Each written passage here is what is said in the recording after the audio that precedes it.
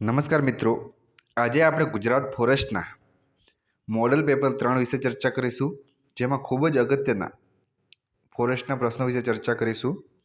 તો શરૂઆત કરીએ. શતાવરીના કયા ભાગનો પાવડર બનાવવામાં આવે છે? તો આપણે આ જોઈ શકીએ છીએ મૂળ, એટલે કે શતાવરીના મૂળનો પાવડર બનાવવામાં આવે છે, જે ખૂબ જ ઔષધીય રીતે કામ લાગે છે. હવે શતાવરીનું નામ શતાવરી શા માટે પાડવામાં આવ્યું? તો જવાબ આવશે, શતાવરીના છોડને 100 કરતાં પણ વધારે મૂળ હોય છે, આથી તેને શતાવરી કહે છે. આપણે અહીંયા મૂળનો ફોટો જોઈ શકીએ છીએ. નેક્સ્ટ, નર મધમાખીને શું કહેવામાં આવે છે? તો જવાબ આવશે ડ્રોન. મધમાખીના કુલ 3 પ્રકાર છે, જેમાં આપણે ફોટો જોઈ શકીએ છીએ ડ્રોન, કે જે નર મધમાખી છે. તેનાથી સહેજ નાની ક્વીન, રાણી અને વર્કર, આમ 3 મધમાખીના પ્રકાર છે. નેક્સ્ટ, જામફળ મૂળ કયા દેશનું છે? અથવા પૂછાય જામફળનું વતન કયો દેશ છે? તો જવાબ આવશે મેક્સિકો.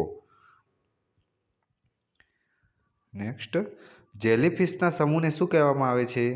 તો જવાબ આવશે સ્મેક. શું કહેવામાં આવે છે? સ્મેક. ફોટોમાં જોઈ શકીએ છીએ જેલીફિશ. જેલીફિશના સમૂહ એટલે કે અ સ્મેક ઓફ જેલીફિશ, મતલબ જેલીફિશનો સમૂહ. નેક્સ્ટ, કામધેનુ અભયારણ્ય કયા જિલ્લામાં આવેલું છે? તો જવાબ આવશે પોરબંદર. કામધેનુ યુનિવર્સિટી પૂછાય તો ગાંધીનગરમાં, જ્યારે કામધેનુ અભયારણ્ય પૂછાય તો જવાબ આવશે પોરબંદર જિલ્લો. પોરબંદર જિલ્લામાં કઈ જગ્યાએ? તો બરડા ડુંગરમાં. બરડા ડુંગરનું સૌથી ટોચનું ઊંચું શિખર પૂછાય તો જવાબ આવશે આભપરા. કયું શિખર? આભપરા. નેક્સ્ટ, ઝવેરાત તરીકે વપરાતા જીવ કયા? તો પરવાળા. કયા? પરવાળા જીવને ઝવેરાત તરીકે પણ ઓળખવામાં આવે છે. પરવાળાના ટાપુ કઈ જગ્યાએ છે, અથવા કોને પરવાળાના ટાપુ કહેવામાં આવે છે? તો જવાબ દરેક મિત્રો કોમેન્ટમાં લખવું. નેક્સ્ટ, કયું પક્ષી તેના કદ કરતાં પણ મોટું ઈંડું મૂકે છે? તો જવાબ આવશે કીવી. કયું પક્ષી છે? કીવી, કે જે તેના કદ કરતાં પણ વધુ વજનવાળું ઈંડું મૂકે છે. માછલીના બચ્ચાને શું કહેવામાં આવે છે? તો જવાબ આવશે ફિંગરલિંગ. શું કહેવામાં આવે છે? ફિંગરલિંગ. સિંહના ચારેય પગના કુલ કેટલા નખ હોય છે? તો જવાબ આવશે 18. સિંહના 4 પગના ટોટલ 18 નખ હોય છે, જેમાં આગળના પગમાં 4 અને પાછળના પગમાં 5. આમ 8 અને 10 મળે કુલ 18 નખ હોય છે. જો મિત્રો ચેનલ પર નવા હોવ તો પ્લીઝ સબસ્ક્રાઈબ કરી લેજો, જેથી તમને આવનારી દરેક માહિતી મળતી રહે. દેડકાના બચ્ચાને શું કહેવામાં આવે છે? તો જવાબ આવશે પોલીવોગ. દેડકાનું આખું ચક્ર તમે જોઈ શકો છો, શરૂઆતથી કરીને દેડકો તૈયાર થાય ત્યાં સુધીનું. પક્ષીઓના અભ્યાસને શું કહેવામાં આવે છે? તો જવાબ આવશે ઓર્નિથોલોજી. શું કહેવામાં આવે છે? ઓર્નિથોલોજી. રાજાજી રાષ્ટ્રીય ઉદ્યાન કયા રાજ્યમાં આવેલું છે? તો ઉત્તરાખંડ રાજ્યમાં. કયું રાષ્ટ્રીય ઉદ્યાન? રાજાજી નેશનલ પાર્ક. ઉત્તરાખંડમાં કઈ જગ્યાએ? તો જવાબ આવશે હરિદ્વાર ખાતે. રાજાજી રાષ્ટ્રીય ઉદ્યાન કોના નામ પરથી નામ આપવામાં આવેલ છે? રાજાજી. તો જવાબ આવશે શ્રી રાજગોપાલાચારી. જેણે બંધારણનો અભ્યાસ કર્યો તેને ખબર જ હશે શ્રી રાજગોપાલાચારી વિશે. એમોનિયા બનાવવા માટે કઈ પદ્ધતિનો ઉપયોગ થાય છે? તો જવાબ આવશે હેબર પદ્ધતિ. કઈ પદ્ધતિ? હેબર પદ્ધતિ.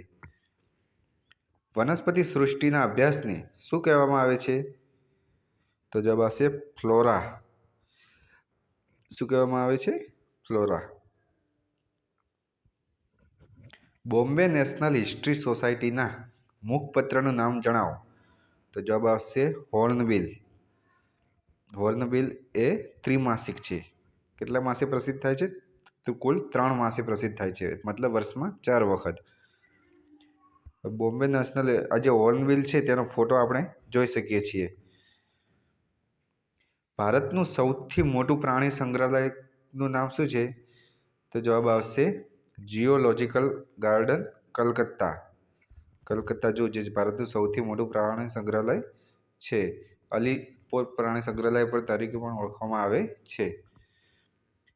પાણી સાથે તણાઈને આવતા પ્રદૂષકોને શું કહેવામાં આવે છે? તો જવાબ આવશે અવસાદ.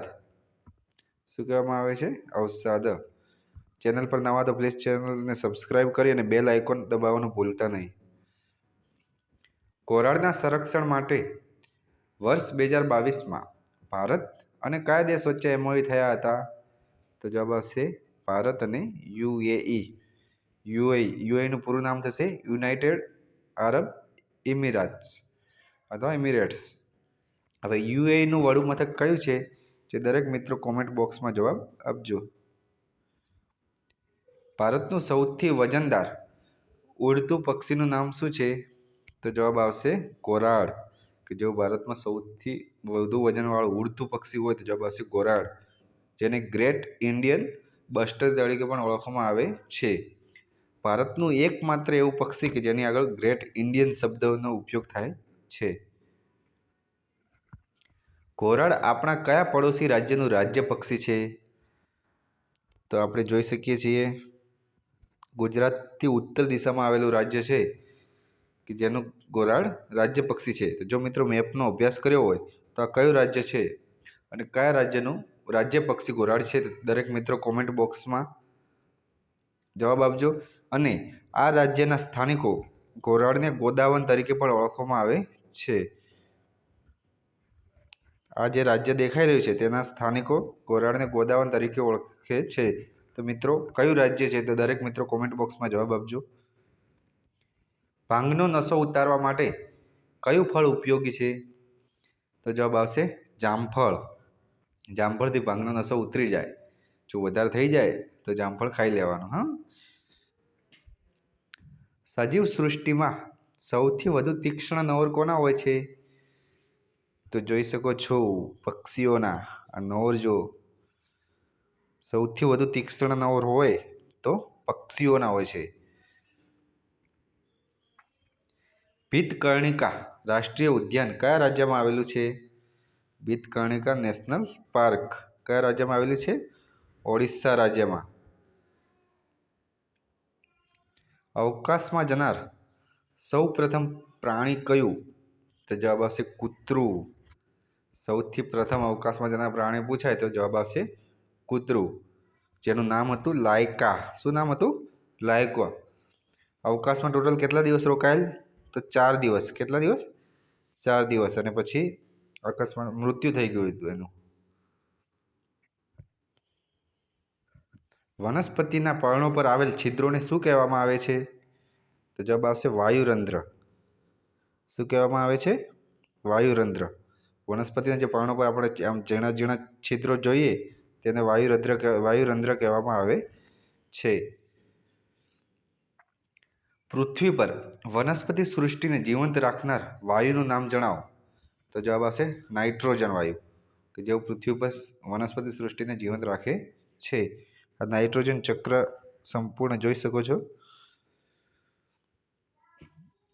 વાતાવરણમાં નાઇટ્રોજનનું પ્રમાણ કેટલા ટકા છે? તો જવાબ આવશે 78%. આ જેટલું જે પણ છે આ બધું નાઇટ્રોજન છે. કેટલા ટકા છે? 78%. તે સિવાય આ જે ભાગ દેખાય છે તે ઓક્સિજન કેટલા ટકા છે? 20.99, મતલબ 21%. ઓર્ગોનનું પ્રમાણ કેટલું છે? 0.94%. કાર્બન ડાયોક્સાઇડનું 0.03% અને અન્ય વાયુઓ 0.01%. ગુજરાતનું સૌથી મોટું મત્સ્ય બંદર કયું છે? તો જવાબ આવશે વેરાવળ, કે જેઓ ગુજરાતનું સૌથી મોટામાં મોટું મત્સ્ય બંદર છે. વેરાવળ કયા જિલ્લામાં આવેલું છે? Comment box. તજને હિન્દીમાં શું કહેવામાં આવે છે? તો જવાબ આવશે દાલચીની. તજને હિન્દીમાં શું કહેવામાં આવે છે? દાલચીની. હવે તજ જે છે એ વૃક્ષનું શું છે? આ તો છાલ, મતલબ તજ તરીકે વૃક્ષની છાલનો ઉપયોગ કરવામાં આવે છે. કેપિટલ ઓફ એપલ તરીકે ભારતનું કયું રાજ્ય ઓળખાય છે? તો જવાબ આવશે હિમાચલ પ્રદેશ.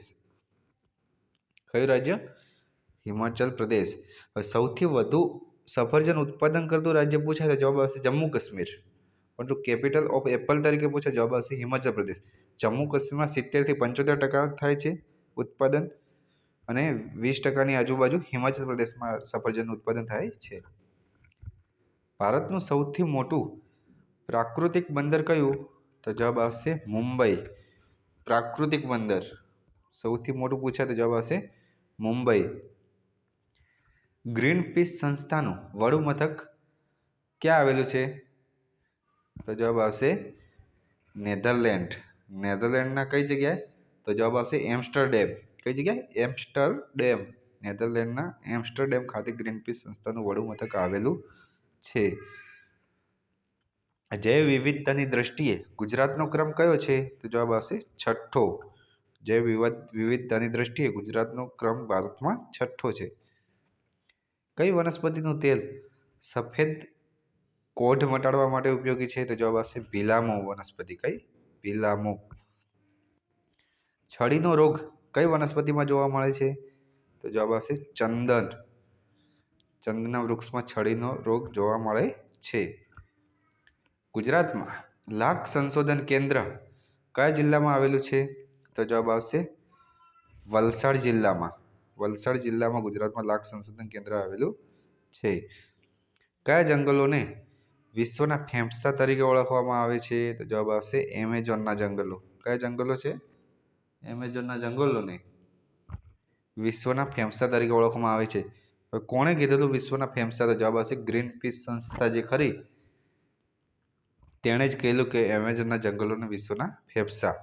આ ગ્રીનપીસ સંસ્થા એ જ છે કે જેણે અમેરિકાએ જે હુમલો કર્યો અણુબોમ્બનો તેનો સૌથી પ્રથમ વિરોધ કર્યો હતો. એ સંસ્થાનું નામ છે ગ્રીનપીસ.